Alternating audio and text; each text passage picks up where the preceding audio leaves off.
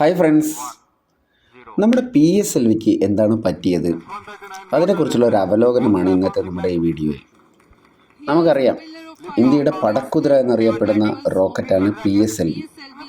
ഇന്ത്യയുടെ പ്രധാനപ്പെട്ട മിഷൻസായ ചന്ദ്രയാൻ 1, അതുപോലെ തന്നെ 100 സാറ്റലൈറ്റുകൾ ലോഞ്ച് ചെയ്തത്, മാർസ് ഓർബിറ്റർ മിഷൻ, അതുപോലെ പ്രസ്റ്റീജിയസ് ആയ ഒരുപാട് മിഷൻസ് ഹാൻഡിൽ ചെയ്തിരിക്കുന്ന ഏറ്റവും വിശ്വസ്തനായിരുന്ന ഒരു റോക്കറ്റായിരുന്നു PSLV.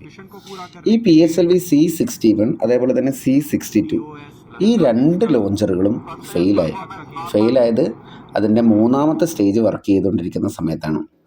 നമുക്കിനി ഒന്ന് ഹിസ്റ്ററിയിലേക്ക് പോയി നോക്കാം. ഇന്ത്യയുടെ റോക്കറ്റ് വിക്ഷേപണ സംരംഭങ്ങളെല്ലാം തുടങ്ങിയത് SLV-3യുടെ ഡെവലപ്മെൻറ്റ് വെച്ചാണ്. നമുക്കറിയാം, SLV-3 എന്ന് പറഞ്ഞാൽ സാറ്റലൈറ്റ് ലോഞ്ച് വെഹിക്കിളാണ്. ഇതൊരു ഡെവലപ്മെൻ്റൽ ഓപ്പറേഷനായിരുന്നു. അബ്ദുൽ കലാം സാറിൻ്റെ വിങ്സ് ഓഫ് ഫയറിനകത്തൊക്കെ ഇതിൻ്റെ സക്സസിനെ കുറിച്ചും അതിനകത്ത് അവർ എടുത്തിരിക്കുന്ന സ്ട്രഗിളിനെ കുറിച്ചും എല്ലാം പറഞ്ഞിട്ടുണ്ട്. അതിൻ്റെ ആദ്യത്തെ ലോഞ്ചാണ് SLV-3D1. ഈ SLV-3D1 ഒരു ഫെയിലർ ആയിരുന്നു. പക്ഷേ ഇന്ത്യൻ ശാസ്ത്രജ്ഞന്മാർ ഒരിക്കലും തളർന്നില്ല. അവർ അതിൽ നിന്നും കാര്യങ്ങൾ പഠിച്ചു. അതിൽ നിന്നും SLV-3D2 ഒരു ഗ്രേറ്റ് സക്സസ് ആക്കി മാറ്റി. അതിനുശേഷം 2 മിഷൻസ് കൂടെ SLV-3 വെച്ച് ചെയ്തിട്ടുണ്ടായിരുന്നു. SLV-D3 and D4. D3 ഒരു പാർഷ്യൽ സക്സസ് ആയിരുന്നു. D4 ഒരു കംപ്ലീറ്റ് സക്സസ് ആയിരുന്നു. ഇതെല്ലാം ഒരു ചെറിയ കുഞ്ഞ് ലോഞ്ച് വെഹിക്കിളായിരുന്നു. ഏതാണ്ട് ഒരു 20 മീറ്റർ ഹൈറ്റും ഏതാണ്ട് 100 കിലോഗ്രാം പേലോഡും നമ്മുടെ ബഹിരാകാശത്തിൽ എത്തിക്കാൻ കപ്പാസിറ്റി ഉള്ള ഒരു ചെറിയ ലോഞ്ച് വെഹിക്കിളായിരുന്നു SLV-3. അതിനുശേഷം നമ്മൾ ഡെവലപ്പ് ചെയ്തതാണ് ASLV. ഈ ASLVക്കകത്ത് പേലോഡിൻ്റെ കപ്പാസിറ്റി കുറച്ചുകൂടെ കൂടുതലായിരുന്നു. അതിനുവേണ്ടി ഈ SLV-3 എന്ന് പറയുന്ന റോക്കറ്റിൻ്റെ സൈഡിലായിട്ട് രണ്ട് സ്ട്രാപ്പ് ഓൺസ് വെച്ചിട്ടുണ്ടായിരുന്നു. ഇതിൻ്റെ ആദ്യത്തെ 2 വിക്ഷേപണങ്ങളും പരാജയങ്ങളായിരുന്നു. എന്നാൽ ASLV-D1, D2 ആണ്. അതിനുശേഷമുള്ള മൂന്നാമത്തെ വിശേഷണമാണ് ASLV-D3. ഇതൊരു ഗ്രാൻഡ് സക്സസ് ആയിരുന്നു. വീണ്ടും നമ്മൾ ASLV-D4 എന്ന് പറയുന്ന ലോഞ്ച് നടത്തുകയും ചെയ്തു. അതും സക്സസ് ആയിരുന്നു. അപ്പോൾ ഇതാണ് നമ്മുടെ ഇനീഷ്യൽ ഡെവലപ്മെൻറ്റ് മിഷൻസ്. ഇതെല്ലാം വളരെ കുഞ്ഞ്, നമ്മൾ ഒരുപാട് റോക്കറ്റ് ടെക്നോളജി സംബന്ധിയായ ഒരുപാട് കാര്യങ്ങൾ നമ്മൾ പഠിച്ചതും സ്വായത്തമാക്കിയതും ഈ 2 ലോഞ്ചറുകൾ ഡെവലപ്പ് ചെയ്തെടുത്തതിന് ശേഷമാണ്. അതിൽ നിന്നും ഇതിനകത്തെല്ലാം നമ്മൾ ഇന്ധനമായി ഉപയോഗിച്ചിരുന്നത് ഖര മാത്രമായിരുന്നു. ദ്രാവക ഇന്ധനം നമ്മൾ ഇതിനകത്ത് ഉപയോഗിച്ചിട്ടേ ഉണ്ടായിരുന്നില്ല. അതിൽ നിന്നൊരു വലിയ ചുവടുവെപ്പായിരുന്നു PSLV. അപ്പോൾ PSLVക്ക് 4 സ്റ്റേജാണുള്ളത് നമുക്കറിയാം. ഒന്നാമത്തെ ഘട്ടം ഒരു ഖര ഇന്ധനം, രണ്ടാമത്തെ ഘട്ടം ദ്രാവക ഇന്ധനം, മൂന്നാമത്തെ ഘട്ടം വീണ്ടും ഖര ഇന്ധനം, നാലാമത്തെ ഘട്ടം വീണ്ടും ദ്രാവക ഇന്ധനം. ഇത് വെച്ച് നമ്മൾ ഡെവലപ്പ് ചെയ്തിരിക്കുന്ന ആദ്യത്തെ റോക്കറ്റായിരുന്നു PSLV-D1. സാധാരണയായിട്ട് നമ്മൾ ഡെവലപ്മെൻറ്റ് ഫ്ലൈറ്റിലാണ് D എന്ന് പറയുന്നത്.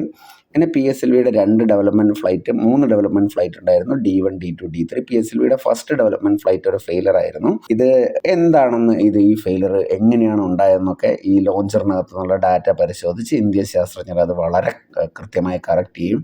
അതിനുശേഷം നടന്ന PSLV-D2 മുതൽ PSLV C39 വരെയുള്ള എല്ലാ മിഷൻസും സക്സസ് ആയിരുന്നു. പിന്നെ നമുക്കൊരു ഫെയിലർ PSLVയിൽ വന്നത് C39നകത്താണ്. അതിനകത്ത് പേലോഡ് ഫയറിംഗ് എന്ന് പറയുന്നത് നമ്മുടെ ഉപഗ്രഹ അന്തരീക്ഷത്തിലൂടെ കൊണ്ടുപോകുന്ന സമയത്ത് ഘർഷണം മൂലം, ഫ്രിക്ഷൻ മൂലം ഇതിൻ്റെ സാറ്റലൈറ്റ് നശിച്ചു പോകാതിരിക്കാൻ വേണ്ടിയിട്ടൊരു കവചമുണ്ട്. ഈ കവചം വേർപെട്ടില്ല. അതും എന്തുകൊണ്ടാണ് നമ്മൾ മനസ്സിലാക്കി നമ്മൾ തിരിച്ചു വന്നു. അതിനുശേഷം ഒരുപാട് ലോഞ്ചുകൾ നമ്മൾ നടത്തി. ഇപ്പം നമ്മൾ PSLVയിൽ എത്തി നിൽക്കുന്നത് PSLV C61നകത്ത് സാറ്റലൈറ്റുമായി പോയിരിക്കുന്ന ആ ലോഞ്ചറിൻ്റെ 3rd സ്റ്റേജിൽ ഫെയിലർ വന്നു. ഈ ഫെയിലർ എന്താണെന്നുള്ളത് ISRO അത് വളരെ കൂലങ്കഷമായി ചർച്ച ചെയ്യുക, അതിനുവേണ്ടിയുള്ള കറക്റ്റീവ് ആക്ഷൻസ് എല്ലാം എടുത്തിട്ടാണ് PSLV C62 ലോഞ്ച് ചെയ്തത്. എന്നാൽ C62ലും സമാനമായ ഒരു 3rd സ്റ്റേജിലാണ് ഒരു ഫെയിലർ വന്നിരിക്കുന്നത്. എന്തുകൊണ്ടാണ് ഈ ഫെയിലർ വന്നിരിക്കുന്നത്, അതുപോലെ തന്നെ എങ്ങനെയാണ് ഇത് കറക്റ്റ് ചെയ്യാൻ പോകുന്നത് എന്നുള്ള കാര്യങ്ങളൊക്കെ നമ്മൾ കാത്തിരിക്കുകയാണ്. പക്ഷേ ഒരിക്കലും ISRO ശാസ്ത്രജ്ഞന്മാർ ഒരു സ്ഥലത്തും തളരാറില്ല. നമുക്കറിയാം. അതുപോലെ തന്നെ GSLV എന്ന് പറയുന്ന ഒരു ലോഞ്ചർ നമ്മൾ ഡെവലപ്പ് ചെയ്തിട്ടുണ്ട്. Geosynchronous satellite launch vehicle. ഇതിൻ്റെ ആദ്യത്തെ D1, D2 എന്ന് പറയുന്ന 2 മിഷൻസ് അത് നമ്മൾ റഷ്യൻ ക്രയോജനിക് സ്റ്റേജ് ഉപയോഗിച്ചിട്ടായിരുന്നു ചെയ്തിരുന്നത്. ഇതിൽ D1 ഒരു പാർഷ്യൽ സക്സസ് ആയിരുന്നു. അതിനുശേഷം നമ്മൾ F-02 എന്ന് പറയുന്ന ഒരു മിഷൻ ഫെയിലറായി, F-04 എന്ന് പറയുന്ന ഒരു മിഷൻ ഫെയിലറായി, GSLV-D3 ഫെയിലറായി.